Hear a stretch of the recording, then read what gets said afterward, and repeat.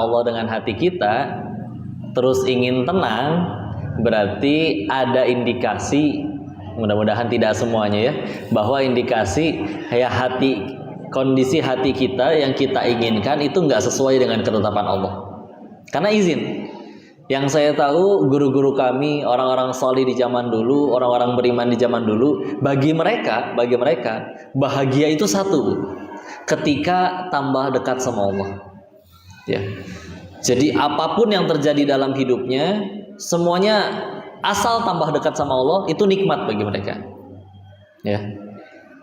Dan kalau kita belum bisa mikir kayak gitu, kalau bagi kita nikmat adalah ketika keinginan kita terkabul, contoh pengen mobil dapat mobil, pengen rumah dapat rumah, pengen gelang emas baru dapat gelang, ya.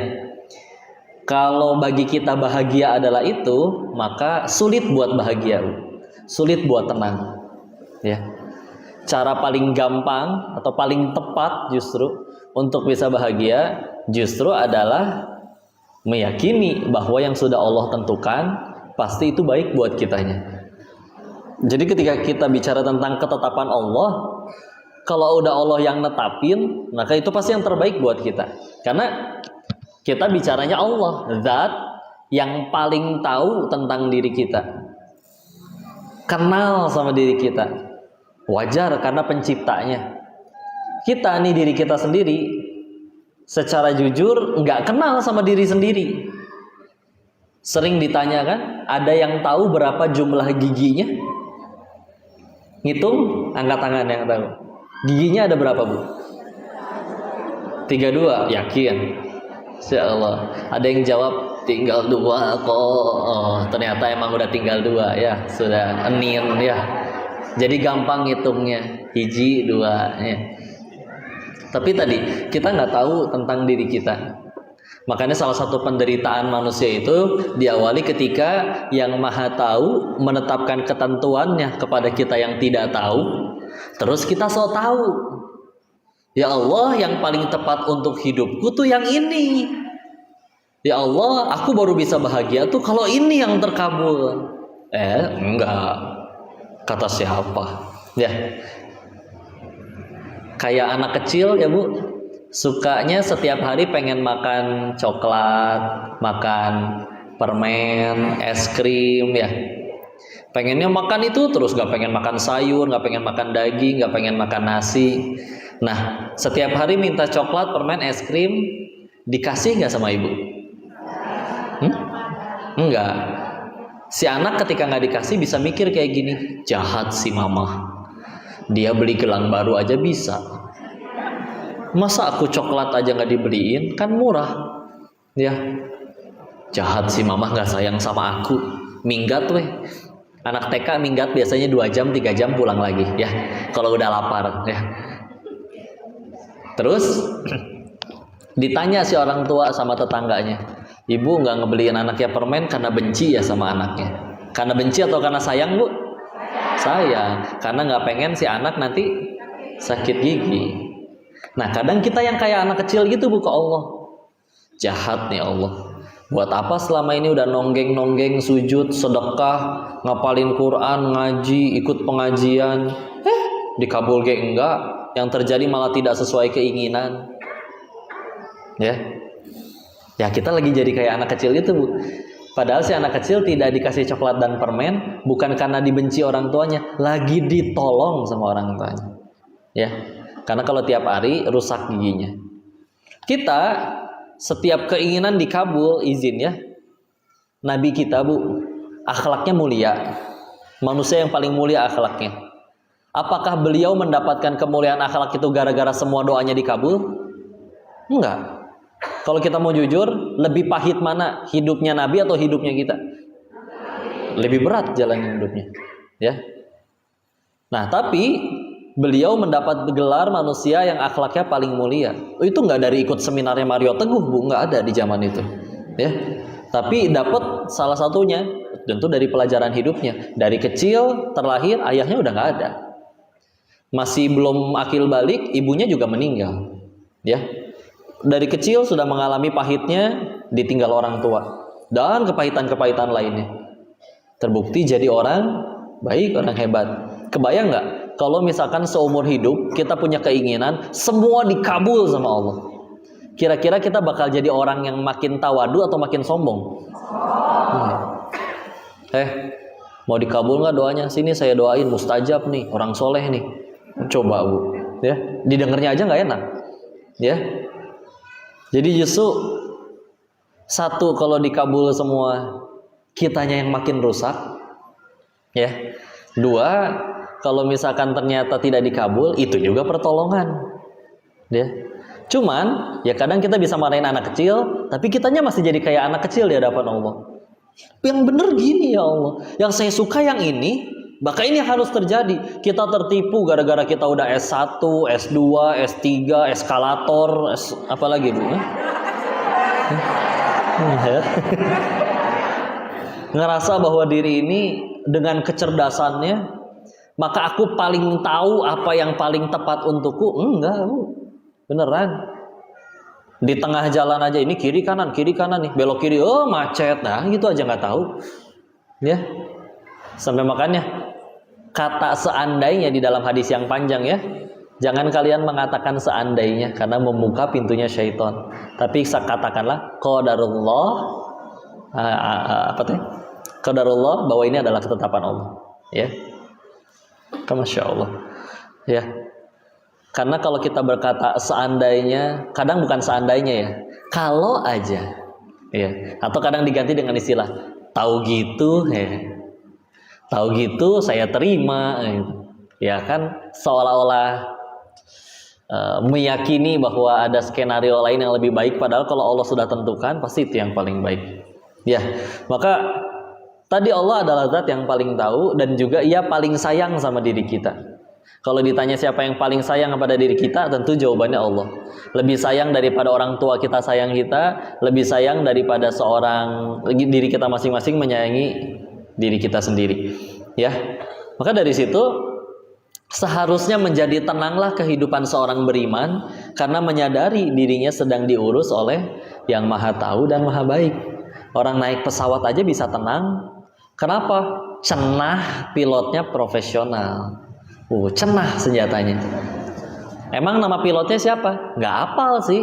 Tapi kan cenah pilotnya profesional. Oh, modalnya cenah Bu, ya. Nah, di Bandung mah ngerti ya cenah mah ya. Kalau waktu kajian di Sumatera saya harus menjelaskan lagi dulu cenah itu apa, ya. Cenah profesional, ya. Maka Insya Allah, padahal kita nggak kenal pilotnya siapa, latihannya gimana, kepribadiannya gimana, semalam dia habis ngapain aja, siapa tahu malamnya hobinya minum minuman keras, kerja masih mabok, ya. Na'udzubillah. Tapi kita bisa tenang, cuman karena cenah pilotnya profesional, ya. Maka gara-gara cenah pilotnya profesional, di pesawat tuh baca majalah, main game, jauh dari ingat Allah, ya. Tiba-tiba punten. Hampura. Ya, maafin Bu ya. Tapi gitu ya. Sama ketika akhirnya pesawatnya tiba-tiba goyang, akhirnya kita nyebut siapa? Nyebut Allah. Kan masa iya hidup kita harus digoncang terus baru kita ingat Allah? Ya, Allahnya juga nggak setega itu kepada kita, karena Allah Maha Penyayang. Masa iya digoncang terus? Ya, maka Insya Allah. Maka kalau pengen hatinya enak, kan sederhana sih. Definisi tentang nikmatnya itu yang mesti diubah, ya. Kalau bagi kita dulu nikmat itu tadi ya, ketika keinginan dikabul, pengen apa dapat apa, pengen apa datang keinginannya. Enggak, ya. Karena bisa jadi keinginan yang dikabul itu merusak diri kita, Bu. Ya. Seperti tadi, anak kecil keinginannya dikabul, pengen makan coklat, es krim 24 jam, Bu, itu merusak dirinya. Pecandu narkoba, pengennya juga narkoba terus. Tapi oleh orang tuanya, bukannya dikasih, malah diikat di kamar. Si anak teriak, mama papa jahat, aku udah sakau begini kecanduan, malah nggak dikasih narkoba. Ya, justru kalau orang tuanya nggak sayang, dikasih narkoba sampai mati overdosis. Karena sayang justru diikat. Yuk akui kita tuh bukan makhluk yang maha tahu. Terus kalau kita menentukan bahagia kita dari kesoktahuan kita, yang terbaik untukku tuh yang ini, yang terbaik untuk yang ini, selamat menderita. Ya. Jadi kalau pengen tahu, pengen seneng, tenang, enak, ya nikmatnya itu yang dirubah. Sehingga sekarang bagi kita nikmat adalah ketika apapun yang membuat kita tambah dekat sama Allah. Ya. Kok motornya hilang? Udahlah, dulu juga diingat motornya lebih sering dipakai ke tempat maksiat daripada ke masjid misal. Ya. Itu teh semua kan dititipin buat mencari tahu kamu teh tambah baik apa tambah rusak. Tambah rusak ya ditolong sama Allah, dicabut fasilitas maksiatnya. Ya. Maka nggak rugi. Ya. Yang penting buat kita tambah dekat kepada Allah. Kok boleh nggak nangis? Boleh. Tapi di dalam Islam nangis ada dua. Ada yang nangisin masalah, ada yang nangisin dosa penyebab masalah. Beda nggak? Beda ya. Yang mana yang membuat masalah kita selesai? Nangisin masalah atau nangisin dosa? Nangisin dosa. Ya. Izin cerita ya. Saya mempraktekkan isi ceramah tadi ini sendiri. Kemarin ini tuh saya bikin video tentang itu. Kemarin punya Instagram. Tahu Instagram Bu? Ya, berarti gaul ibu-ibunya ya. Instagram saya kena hack. Ibu tahu hack? Ya jadi nggak bisa login lagi, nggak bisa masuk, diambil sama orang akunnya. Dan bisa disalahgunakan kan? Bisa ngaku-ngaku jadi saya, minjem duit sana sini kan ada yang kayak gitu. Ya, kena hack. Maka dicoba masuk pakai nomor handphone nggak bisa, pakai email nggak bisa, pokoknya udah nggak bisa semua. Maka mikir ini gimana nih? Ya udahlah, biarin bikin baru lagi aja. Pas bikin baru, langsung ada yang kirim pesan DM. Ternyata itu orang yang mencuri akunnya. Dia minta tebusan $300 mintanya pertamanya. Pakai bahasa Inggris. Ya kalau dirupiahkan sekitar 4,5 juta. Ya relatif lah ya harga mah. Cuman kan nggak ada angin, nggak ada apa, tahu-tahu keluar duit segitu kan. Ya tetap aja mendingan dipakai sedekah atau apa ya. Lalu minta $300 tapi pakai bahasa Inggris. Saya pengen tahu dulu nih orangnya seperti apa. Bahkan pengen tahu dia muslim atau bukan. Saya bilang, itu akun pakai bahasa Inggris juga ya. Itu akun digunakan untuk menyebarkan tentang Allah. Dia balas, "Saya percaya Allah, tapi saya habis kena musibah. Kemarin di sini habis gempa. Oh, ternyata orang Turki. Dan saya lagi butuh uang." Kemarin kan Turki gempa ya.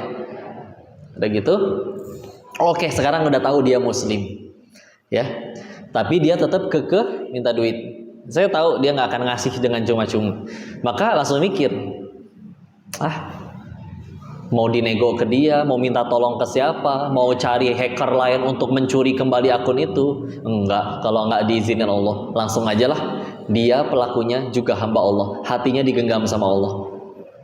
Qadarullah memang lagi ada wudhu, langsung berdiri, sholat sunnah 2 rakaat, sholat tobat, beres sholat tobat, ingat tuh ceramah diri sendiri.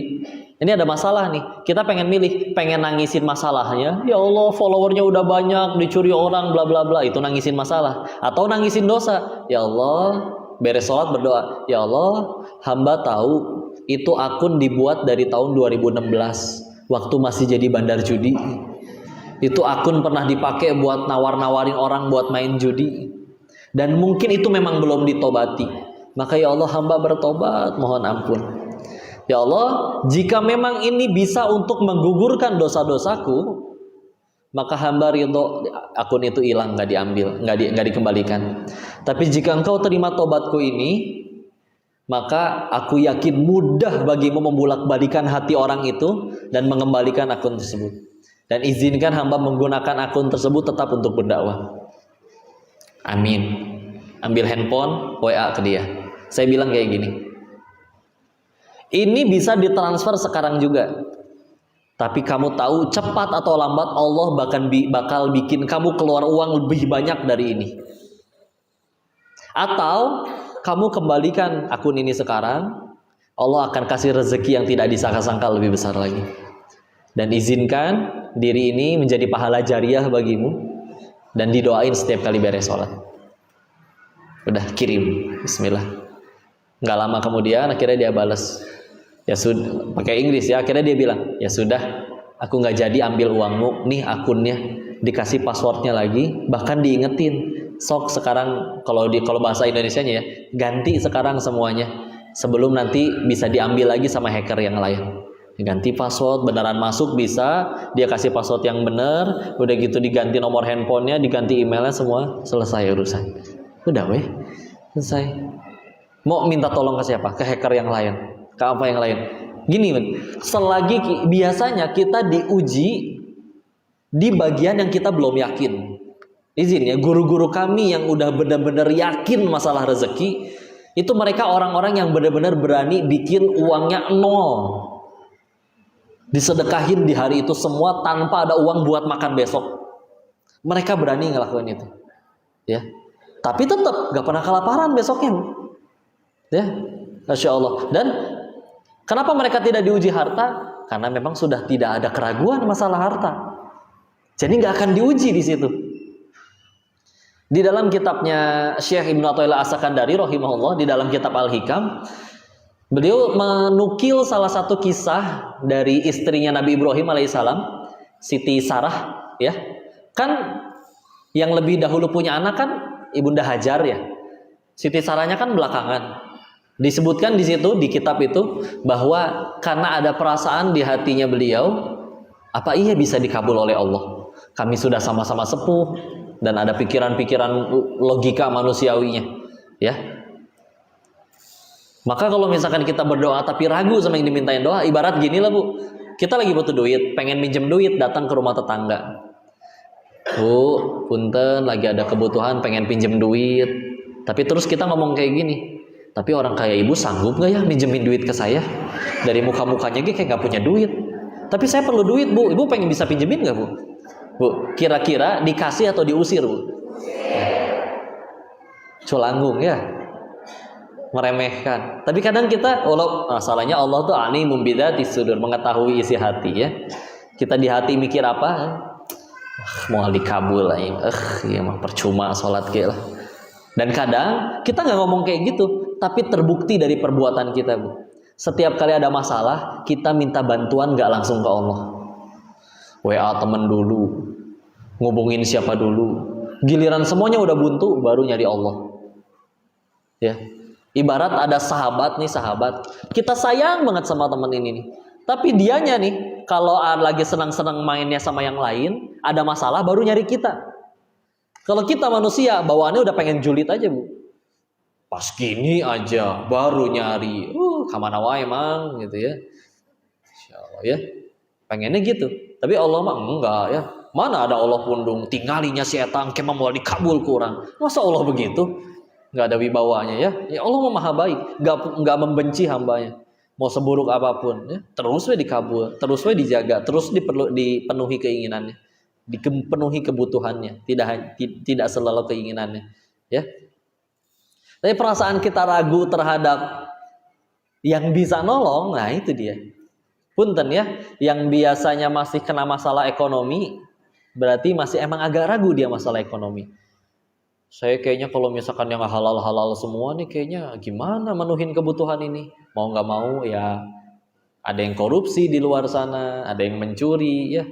Karena tidak yakin kan karena masalah rezeki, ya. Kalau udah bicaranya kita masih ragu di bidang tersebut, di hal tersebut, diujinya pasti di situ, ya. Dan selagi kita terbukti tadi dengan perbuatannya, minta tolongnya nggak langsung kepada Allah, itu aja menunjukkan ya kita belum yakin sama Allah, masih nyandar ke yang lain. Loh, aku kan punya jabatan, loh temanku kan banyak. Loh, relasiku kan banyak. Enggak, satu dunia ingin membantu kita, bersatu seluruh jin dan manusia ingin nganterin sebutir beras saja kepada kita. Allah nggak kasih izin, nggak akan nyampe. Ya. Karena kalau pengen, ya udah Bismillah ya, enak hidupnya tenang. Yuk mulai gantung ke Allah dulu. Walaupun kadang cara Allah ngabulin itu, ya terserah Allah, weh. Izin cerita yang lain ya. Waktu itu Teh Yunda ulang tahun. Tahu Teh Yunda? Siapa? Istri saya ya, tidak dari surga. Alhamdulillah. Ulang tahun pengen ngasih laptop, udah sediain budgetnya. Berangkatlah ke toko laptop. dijejerin sesuai harga dan spesifikasinya, ternyata budgetnya nggak kebeli untuk yang bagus yang kita suka. Ya udah, kata yang mamangnya, udah yang ini aja, ini juga bagus kok, nggak akan kecewa. Ya udah, dibawa pulang yang memang tidak sebagus yang kita inginkan. Nyampe rumah, laptopnya lemot, Bu. Ngetiknya hari ini, ngetiknya sekarang, muncul hurufnya 2 jam kemudian. Lama ya. Ya intinya mah lemot lah ya. Setelah lemot, maka ngubungin kan ke si A. Ini gimana ya, laptopnya lemot. Katanya tadi kan lancar ya. Pak, akhirnya ya udah, kata beliau, udah bawa lagi aja ke toko. Ya udah, kita bawa ke toko. Bawa ke toko itu, akhirnya di tengah jalan hujan. Jas hujan cuma ada 1, lagi pakai motor. Saya pakai bawahnya, Teh Yunda pakai atasnya. Jadi setengah-setengah basah. Nyampe sana setengah basah, dikasihin laptopnya. Setelah dia cek, dia tes beneran lelet. Akhirnya dia berkata, aduh maaf ya, padahal kemarin saya udah janjiin. Ya udahlah, ambil aja laptop yang diinginin, nggak usah pakai tambah biaya lagi. Jadi kayak, kan kita berdoa kepada Allah nih, ya Allah, pengennya uang segini, hoyongna nu eta ya Allah. Kan secara matematis, wah nggak mungkin, nggak cukup nih duitnya. Tapi kata Allah, oh tenang, gampang. Pengen yang itu dengan harga segitu, oh tenang, nanti diaturin caranya gimana. Gimana caranya? Bawa pulang dulu yang lemot, hujan-hujanan dulu, basah-basahan dulu, tapi tercapai nggak? Tapi kan kok jadi harus hujan-hujanan segala macam? Lumayan, gugurin dosa. Ruginya belah mana? Ada. Kejadian lain ya. Kemarin ini Teh Yunda kacamatanya tatakan irungna teh lepas, Bu. Apa sih? Ngerti kan?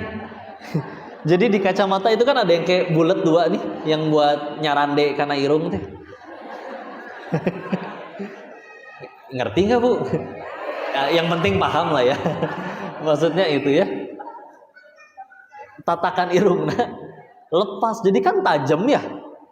Karena ini tuh bisa lecet gitu. Tapi teh nggak ada waktu buat ini, buat bawa ke optik, ke toko kacamata. Kayak kemarin contoh beres dari Sumatera 8 hari, udah gitu baru nyampe airport udah dijemput sama yang Bekasi, langsung kajian di Bekasi. Beres yang di Bekasi jam 10 malam udah dijemput sama yang Majalaya. Nyampe Majalaya 2:30 pagi. Besok paginya jam 9 udah kajian lagi. Terus begitu ya, nggak sempet. Ya udah. Kan Allah tahu nih, oh ini orang teh pengen kacamatanya bener, tapi nggak ada waktu buat itu. Oke, tenang, diaturin. Apa yang terjadi? Kacamatanya tinggalin di mobil yang jemput ke Bekasi. Nanya kan ke si bapaknya, ternyata, oh iya ini ada kacamatanya, Kohlim katanya. Terus itu dudukan ininya patah ya. Nah ini sudah kami benerin, silakan mau dipaketin kemana, dipotoin udah bener.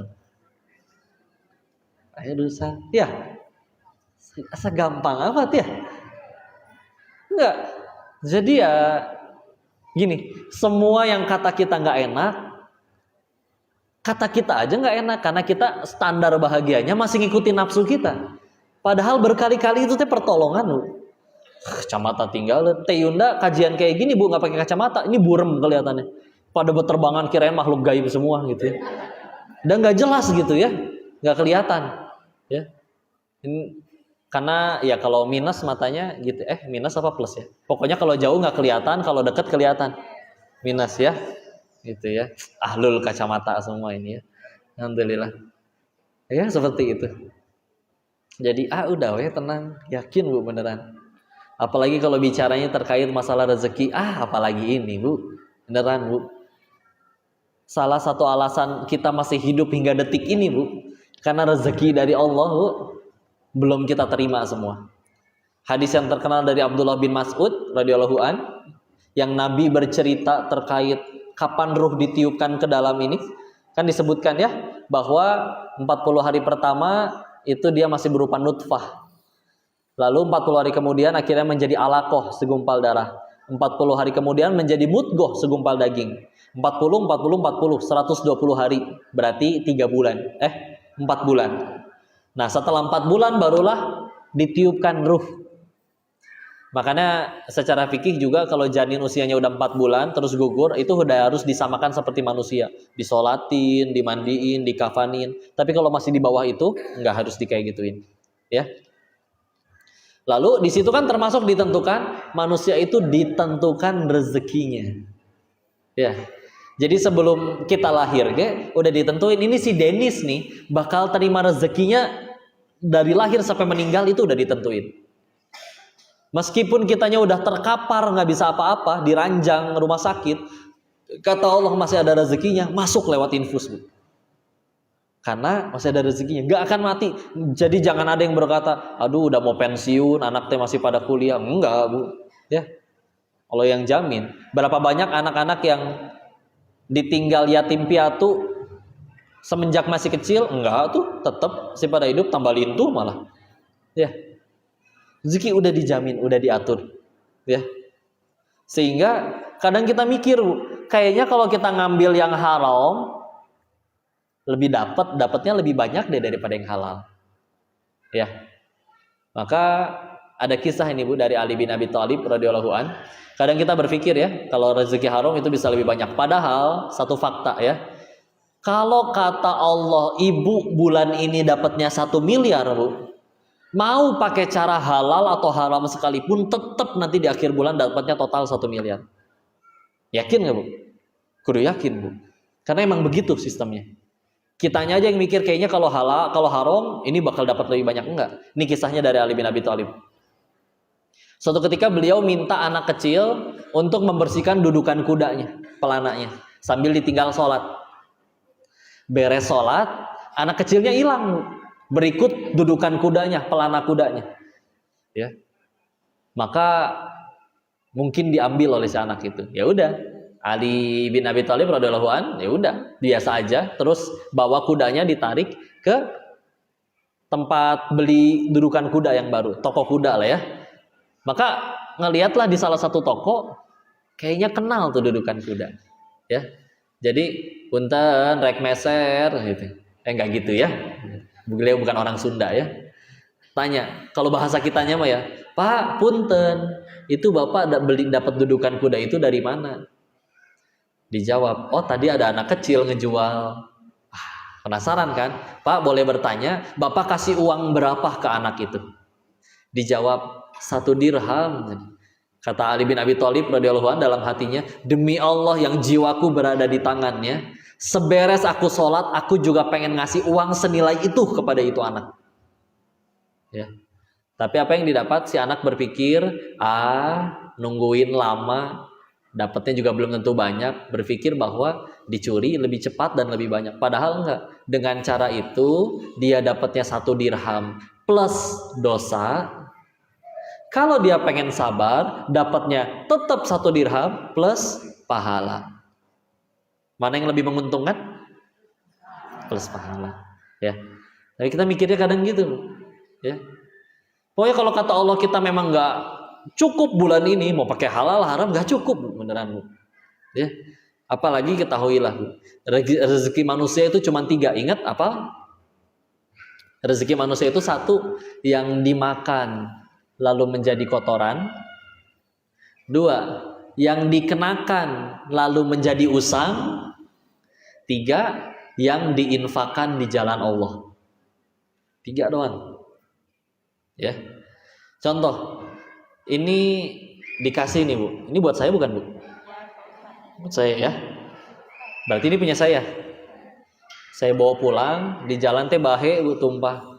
Diminumin sama semut sama apa. Berarti saya cuma ditunjuk sama Allah untuk menyalurkan rezeki ini kepada makhluk Allah yang lain. Betul? Sebelum ini lewat ke tenggorokan saya, bukan punya saya, Bu. Termasuk yang di rumah Ibu, Bu. Cek isi kulkas Ibu. Meskipun isinya ada di dalam kulkas Ibu, kalau belum lewat sini, Bu, belum jadi rezeki Ibu. Ya. Jangankan itu, Bu. Ibu ambil handphone, cek saldo rekening, saldonya lihat nih kok atas nama Ibu nih misalkan ya. Iya benar atas nama Ibu. Sebelum lewat sini belum punya Ibu. Tahu-tahu dapat telepon, "Mah, gantiin nih Ade belajar nyetir nabrak. berapa nak? Mahal amat. Iya mah, yang ditabrak BMW opat. Atau pilih-pilih atau nabrak teh deh, tiang listrik ke, pohon toge ke, misalkan ya. Insya Allah, ya ternyata rezeki bengkel. Ya, kemarin teh waktu di Bogor pernah ngalamin juga. Mau rapat ke daerah, ke kabupatennya Bogor. Saya di kota Madianya kan, terus ke kabupaten. Jaraknya agak jauh. Tapi mepet. Berangkat pada Jumatan, pengen rapat sebentar, pada asar udah ada kajian lagi di kota, balik lagi. Maka ya udah perjalanan, ternyata macet, ternyata jalannya lagi dicor setengah, macet segala macam. Nyampe sana hujan gede. Padahal udah deket. Karena hujan gede, ya udah nyiuh. Udah pakai motor ya. Di tempat nyiuhnya teh, di tempat neduhnya ada tukang kendor. Tahu kendor, Bu? Kentaki dorong. Kan kentaki yang asli mah mahal ya, yang gede. Nah, ini kan suka ada yang didorong, nah ya kendor itu namanya. Kentaki dorong ya. Insya Allah. Makan di situ. Udah beres makan masih belum beres hujannya. Beres hujan, ya waktu udah nggak memungkinkan, ya, nggak memungkinkan untuk rapat, cuman mampir ke sana doang, langsung pulang lagi ngejar kajian selanjutnya. Setelah dipikir lagi, kami dikirim ke daerah itu hanya untuk menjadi jalan rezeki bagi si tukang kendor itu. Ya, kata Allah kudu datang nih orang rezekinya datang entah dari mana. Saya niatnya pengen rapat, gak niat makan, tapi hujan-hujanan. Meneduhnya di tempat beliau yang lagi jualan, ya baru mateng ayamnya, ajib ya, Insya Allah menggugah ya, ya udah selesai, udah cuman kesana teh nganterin rezeki. Ada lagi kisahnya, nggak apa-apa banyakan dongengnya. Waktu saya lagi di Thailand, ada temen yang sama-sama kerja di kasino awalnya, tapi akhirnya dia berhenti dan bergabung dengan pacarnya. Pacarnya ini penari telanjang di diskotik, maaf ya. Iya.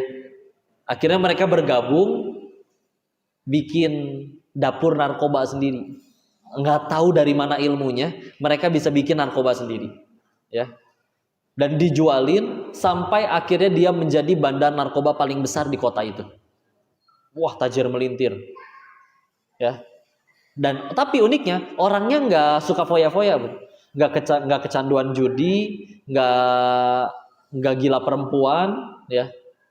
Kalau obat mau nggak mau, karena dia habis bikin kudu nyobain sendiri, bagus apa enggak, ya. Jadi udah makanan sehari-hari gitu ya. Tapi orangnya suka nabung, nggak suka foya-foya. Karena seiring berjalannya besar bisnisnya, dia punya ruko, punya restoran, lama-lama kebeli itu semua. Singkat cerita, perempuannya kabur sama orang lain, dikhianati. Kalau bahasa ininya mah dicepuin, ngerti nggak Bu? Nggak tahu ya, jangan ngerti lah, itu mah bahasa penjahat ya. Dicepuin itu jadi kayak ya udah mah ditinggal kabur, udah gitu dikhianati, jadi si laki-laki teman saya ini yang dipenjara. Dipenjara, tapi di penjaranya di penjara Kamboja. Kayak namanya di penjara mah nggak ada yang enak ya. Maka dia yang tadinya ya Allah, nggak nyebut ya Allah juga sih, dia bukan muslim soalnya. Tapi dia nabung bu orangnya dengan niat nanti setelah pulang nih, aku bawa uang banyak pengen bahagiain ibuku, orang tuaku, masih ada warasnya, ya. Tapi malah di penjara, menderita, pengen bebas, nego dong ke polisi yang nangkapnya, ya, nego sampai akhirnya deal di satu titik harga yang senilai dengan jumlah tabungannya selama jadi bandar narkoba bertahun-tahun.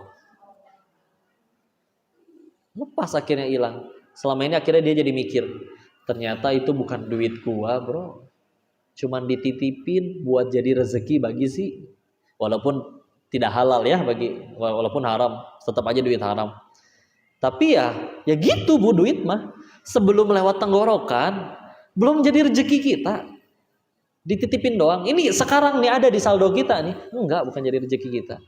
Tahu-tahu kak, ini suaminya adek sakit, pinjem nggak, boleh nggak? Udah bantuin, rezeki rumah sakit, ya darurat kan, gimana masalahnya nyawa, bantu. Sebelum lewat tenggorokan bukan jadi rezeki kita, ya. Apalagi kadang kalau mau dipikir, makan tempe sama makan steak sama aja bu. Pas di mulut kerasa beda, udah lewat sini bu sama, ya Maka demi berapa senti nih dari mulut sampai tenggorokan? Paling segini 5 senti kita bela-belain kadang. Soto paling enak adanya di sana, berangkat berjam-jam demi ke sana. Demi memuaskan lidah yang berapa senti itu ya. Luar biasa manusia ya. Masya Allah. Ya. Kayak gitu ya. Satu, itu dia hanya ada di sebelum lewat tenggorokan, itu bukan rezeki kita. Dua, yang dikenakan lalu menjadi usang. Ya, waktu tsunami Palu 2018, di dalam lemarinya pasti banyak baju, Bu. Ya. Tapi ketika udah hanyut porak-poranda, yang rezekinya yang nempel di badan aja. Udah gitu ngelihat ternyata ada orang itu ngambil baju saya ingat, ya gimana? Udah hanyut semua bajunya juga, dipungut sama orang, dipakai, kita mau ngapain? Baju saya nggak habis? Enggak. Mana dikasih orang semua lagi dalam kepahitan, mana tega? Kadang nggak kayak gitu, Bu. Kita beli, kadang wanita ya, kalau tidak mampu ini, nyampe mall, lucu bajunya, bagus, beli, taruh digantung ke lemari. Allah takdirkan lupa, baru ngeh 5 tahun kemudian, setelah berat badan bertambah 20 kilo. Ya, begitu cek, ini baju ya Allah dari beli belum pernah dipakai, masih ada gantungan ieu teh, Bu. Ya, akhirnya jadi buat siapa? Waris ke adik. Kata kita mah baju kita tuh rezeki kita, enggak. Yang rezeki kita yang kita kenakan sampai menjadi usang. Ya. Selagi enggak kita pakai sampai usang, milik kita di lemari kita, enggak, tahu aja rezeki orang. Ya. Jadi tenang aja. Yang ketiga, yang diinfakkan di jalan Allah. Ya. Ketika kita bicara ini, ada pengusaha soleh di zaman terdahulu, beliau setiap kali jualan disisain buat modal besok doang. Modal besok, sisanya habis dipakai untuk sedekah. Maka si teman-temannya bertanya kepada si pengusaha yang ini, "Bro, invest dong kayak kita, kok dihabisin semua sih setiap hari? Invest dong, kamu gak sayang apa sama harta kamu?" Dijawab oleh pengusaha solehnya, "Justru saya sayang sama harta saya, makanya pengen saya bawa mati." Gimana cara bawa matinya? Ditransfer dari rekening dunia ke rekening akhirat. Ya. Jadi ya udah aman. Apalagi masalah rezeki mah. Nabung nih Bu sampai 1 miliar, pengen beli mobil mewah. Udah kekumpul Bu 1 miliar setelah bertahun-tahun nabung. Pas perjalanan ke toko mobil mewahnya, mati ketabrak Bu. Ya. Akhirnya harus dikubur. Kepakailah duitnya dari kantongnya untuk pemakaman ya, habislah misalkan 3 juta gitu ya. Sisa 997 jutanya itu waris ke orang, ya. Dan ditanya di alam setelah kematian, yang ditanya oleh Allah bukan 3 jutanya, Bu, tapi total 1 miliarnya. Dulu kamu dititipin itu, niatnya buat dipakai apa? Ya, rugi ya. Duitnya udah dinikmatin orang lain, yang dihisap kita. Makanya harta tuh Masya Allah. Apalagi kadang kita terpaku, rezeki itu hanya tentang gaji, duit, enggak. Kok saya duha biar tokonya saya rame, boleh enggak? Boleh. Tapi teruskan duhanya sampai ada hari di mana kamu menganggap justru bisa duha itulah rezeki yang luar biasa. Nikmat yang luar biasa. Kok tahajud biar bisnisnya lancar, boleh enggak? Boleh. Tapi terusin tahajudnya sampai engkau merasa justru tahajud itu yang merupakan nikmat yang luar biasa. Maka kalau udah nyampe di tingkatan itu, udah enak. Mau diapain juga sama Allah. Toh semuanya jadi jalan tambah dekat ke surganya Allah. Ya. Udah, akhirnya itu yang menjadi nikmat. Gak apa-apa. Awalnya ngaji, mulai sholat gara-gara galau, ada yang gara-gara diputusin pacar, ada gara-gara ditipu, ya. Tapi lama-lama hati makin tenang, terus jadi manfaat. Hati lama-lama mulai merasa, kumpul sama orang soleh teh nikmat. Bisa ngaji teh nikmat. Ya Allah, saya pengen ke kajian, ya Allah, kendaraannya ada, bajunya ada, gelangnya juga lengkap, ya. Insya Allah. Nggak apa-apa Bu, nggak masalah, ya. Yang jadi masalah kalau saya pakai gelang emas baru, ya. Karena nggak boleh ke laki-laki. Maka gitu dulu aja, Insya Allah. Wallahu a'lam bishawab. Mudah-mudahan bisa menjadi kebaikan, membuat kita semakin bisa mengimani ketetapan Allah dengan ketepatan hati. Itu mukadimahnya ya. Insya Allah. Padahal tadi isinya sekalian ya, Masya Allah. Allahu a'lam bishawab. Dikembalikan dulu kepada mana tadi Ustadz Abar MC. Insyaallah untuk masuk ke sesi selanjutnya. Tafadhol. Saya izin ya Bu ya, karena memang nanti 11.30 sudah harus ada di Jalan Naripan lagi. Mudah-mudahan keburu ya, insyaallah. Allah a'lam. Keburu kalau nggak ada pertanyaan dan langsung doa. Oh iya. Jadi pada kemudian karena waktu juga sudah jam 10.20 ya, dan beliau harus segera berangkat harus berikan lokasi. Mungkin untuk pertanyaan ada satu pertanyaan gitu.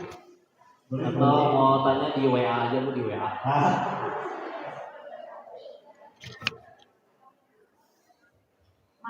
Assalamualaikum warahmatullahi wabarakatuh. Saya ingin bertanya sedikit saja tentang pribadinya kok menjadi mualaf itu kapan dan mestinya seperti apa?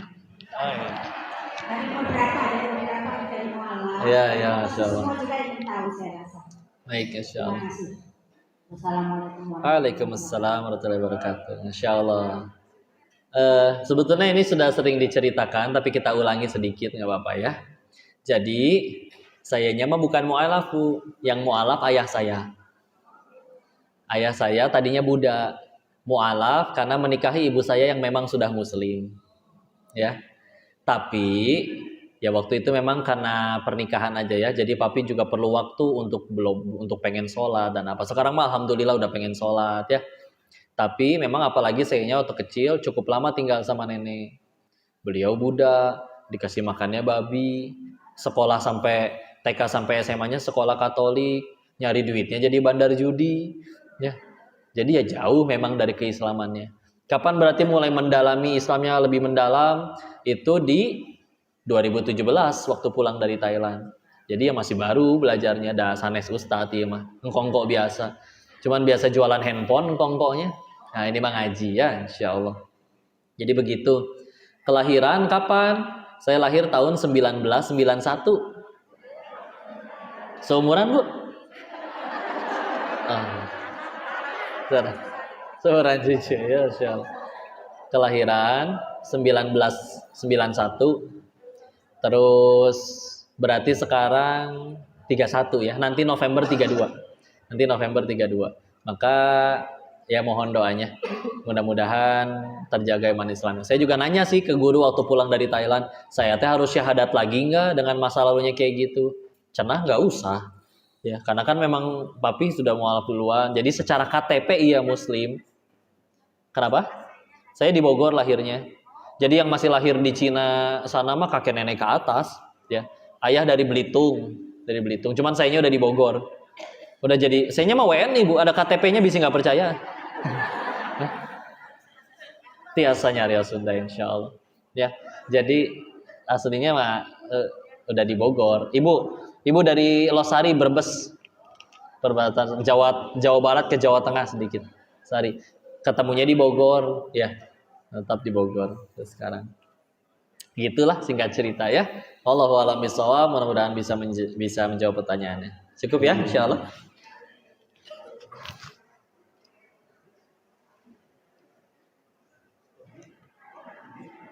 Ayo. Oh iya.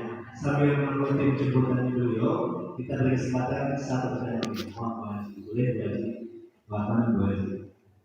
Izin ya.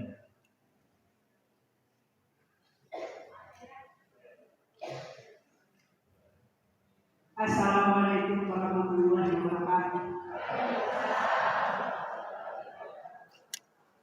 Yang saya mau tanya. Waalaikumsalam.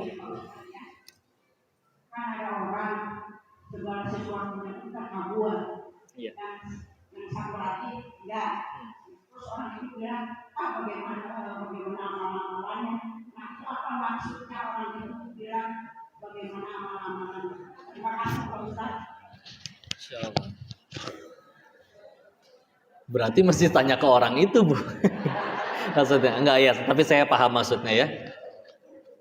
Maksud dia mungkin percuma meren kamu mah beramal, mana doanya nggak dikabul-kabul. Giliran saya yang istilahnya mungkin nggak sholat gitu ya, nggak ibadah tapi semua serba dikabul. Ya beda sudut pandang aja sih Bu. Karena yang saya ketahui nikmat itu bukan ketika keinginan semua terkabul. Karena betapa banyak orang yang keinginannya terkabul terus, malah jadi neraka bagi dirinya. Ada orang masuk neraka gara-gara hartanya? Ada orang masuk neraka gara-gara jabatannya? Ada. Ada orang yang pengen punya harta sama jabatan, tapi gara-gara nggak punya harta sama jabatan,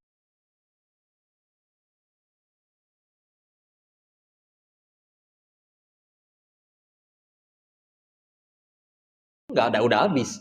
Ya, udah kepepet itu mah. Ya, maka sudut pandangnya aja yang dibedakan. Ya, dan kita beribadah juga nggak bisa diukur pakai dunia. Dititipi dunia bukan berarti dimuliakan, dicabut dunianya bukan berarti dihinakan. Ya, apakah semua para nabi pada kaya semua? Kalau memang setiap kali satu kali kita sholat langsung dapat transferan duit, jadi sejalan gitu ya, pahala itu dihitungnya pakai duit semua, maka ya seharusnya yang manusia paling kaya Rasulullah. Tapi Rasulullah meninggal aja nggak ada warisan hartanya, ya. Bahkan masih ada barang beliau yang tergadaikan di pihak orang lain, ya, yang diwariskan ilmu dan yang lain-lain. Ya, nabinya juga bersabda kan, para nabi itu tidak mewariskan dinar dan dirham, tapi mewariskan ilmu. Ya, maka ketika ada yang berkata kayak gitu, ya udah, kitanya tetap lurusin niat bahwa selama ini kita beribadah kan bukan supaya dapat duit, agar Allah suka. Ya, Bismillah, Allah udah suka, udah enak segala urusan. Tapi tetap kok kami udah beribadah tapi masih nggak punya duit, masih kelaparan, masih kesulitan. Apa artinya capek-capek sebentar di dunia kalau ujung-ujungnya surga Allah yang abadi? Petani aja rela panas-panasan berbulan-bulan di sawah sampai geheng. Tahu geheng, Bu? Ya, demi panen, kadang panennya cuma 1 pekan atau berapa hari. Masa kita nggak rela panas-panasan atau berupaya kerja keras di dunia sebentar demi surga yang abadi? Bismillah, tenang aja, nggak masalah. Itu hanya perbedaan sudut pandang aja. Bagi yang kalau kita masih teriming-iming ketika iya ya dia nggak sholat malah hidup enak, banyak duit, kita yang sholat malah nggak punya duit, berarti izin. Berarti kita satu masih terlalu cinta dunia, 2 kitanya belum pengen surga. Tapi kalau kitanya memang sudah pengennya surganya Allah, ridhonya Allah, mah enggak, ya Allah kasih, disyukuri, dijadiin jadi amal soleh, disedekain lebih banyak, nggak dikasih ya jadi penggugur dosa, alhamdulillah, nggak ada rasa berat di hatinya meskipun kata orang berat amat hidupnya. Ya, sekali lagi, dititipi dunia bukan berarti dimuliakan, diambil dunianya bukan berarti dihinakan. Standar kemuliaan dan kehinaan itu bukan dari situ. Tapi dia punya banyak duit, terus dimulain orang. Dia bukan dimuliakan orangnya, tapi dimuliakan hartanya. Coba lihat pas dia jatuh miskin. Orang-orang yang lainnya masih mencintai dia nggak? Enggak. Ya. Jadi ketipu sama topengnya. Dia cuman yang diagung-agungkan adalah casingnya, bukan isinya. Maka ketika dia sudah nggak memiliki casing itu, dianya ditinggalkan. Jadi udah, tenang aja. Sedangkan yang kita cari kan teman-teman, sahabat, orang-orang yang mencintai kita lillahi ta'ala, bukan karena harta kita. Ya udah, jadi nggak apa-apa. Kita dijauhin kok gara-gara saya jatuh miskin. Ya udah, berarti Allah sedang menjauhkan dari teman-teman yang nggak lillahi ta'ala mencintai kita, nggak masalah. Toh yang penting ke surga. Bismillah.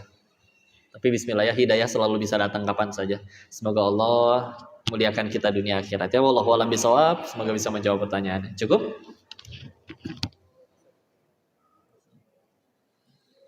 Langsung doa ya. Bun, tutup doa dulu ya. Kita tundukkan hati dan kepala kita sejenak, bermunajat ke hadapan Allah. Allahumma salli ala sayyidina wa habibina wa syafiina maulana Muhammad wa sallim radiyallahu tabaraktahu ta'ala an kulli sahabati rasulillahi ajma'in. Amin ya rabbal alamin. Bismillahirrahmanirrahim. Hamdan syakirin, hamdan na'imin, hamdan yuafi ni'amahu wa yukafi mazidah. Ya Rabbana lakal hamdu kama yanbaghi li jalali wajhika karim wa 'azimi sultanik. Allahumma salli ala sayyidina Muhammad wa ala ali sayyidina Muhammad. La ilaha illa anta subhanaka inni kuntu minadh dhalimin. Allahumma ighfir lil muslimina wal muslimat wal mu'minina wal mu'minat al ahya'i minhum wal amwat. Allahumma ighfir lana wa li walidayya warhamhuma kama rabbayana shighara. Ya muqallibal qulub tsabbit qulubana 'ala dinik. Allahumma a'inna 'ala dzikrika wa syukrika wa husni ibadatik. Ya Allah, berkahi majelis ini ya Allah. Ajarkan ilmu yang bermanfaat saja kepada kami ya Allah. Jadikan sisa usia kami sisa usia yang hanya mengejar ridho-Mu saja ya Allah. Jadikan setiap malam kami bisa bangun mendirikan sholat tahajud, bermunajat di hadapan-Mu ya Allah. Ya Allah, terima amal soleh kami yang ala kadarnya ya Allah. Jauh dari kata sempurna. Kami sadari kami hamba-Mu yang zalim, yang begitu banyak kesalahannya dan melampaui batas. Namun yang kami tahu ampunan-Mu selalu jauh lebih luas ya Allah. Dan sungguh kami merugi jika kami tidak Engkau ampuni ya Allah. Maka jangan Kau biarkan kami wafat sebelum tobat kami Engkau terima ya Allah. Jangan Kau biarkan diri ini wafat dalam keadaan dosa kami belum Kau ampuni ya Allah. Ya Allah, jadikan sisa usia kami hanya mengejar ridho-Mu ya Allah. Balaslah kebaikan dan balasan terbaik untuk kedua orang tua kami, guru-guru kami, orang yang menjadi wasilah kebaikan bagi kami ya Allah. Izinkan kami bisa menjadi pahala jariah bagi mereka ya Allah. Muliakan mereka dunia akhirat ya Allah. Ya Allah, anugerahkan kepada kami pasangan yang solih solihah, keturunan yang solih solihah, yang hafiz hafizah. Rabbi habli minas solihin, Rabbi habli minas solihin, Rabbi habli minas solihin, Rabbi habli miladunka zurriyatan thayyibatan innaka sami'ud du'a. Rabbi la tadharni fardan wa anta khairul warithin. Rabbi ij'alni muqima salati wa min zurriyyati rabbana wa taqabbal du'a. Allahumma inna nas'aluka ridhaka wal jannah wa na'udzu bika min sakhatika wan nar. Allahumma inna nas'aluka husnul khatimah wa na'udzu bika min su'il khatimah. Rabbana atina fid dunya hasanah wa fil akhirati hasanatan wa qina adzaban nar wa adkhilna jannatan ma'al abrar ya aziz ya ghafar ya karim ya rabbal alamin. Subhana rabbika rabbil izzati amma yasifun wa salamun alal mursalin walhamdulillahi rabbil alamin. Jazakumullahu khairan katsiran. Bunda-bunda yang dirahmati Allah, saya mohon maaf lahir batin atas segala kesalahan. Tolong dinasehati, diingatkan dan dikoreksi.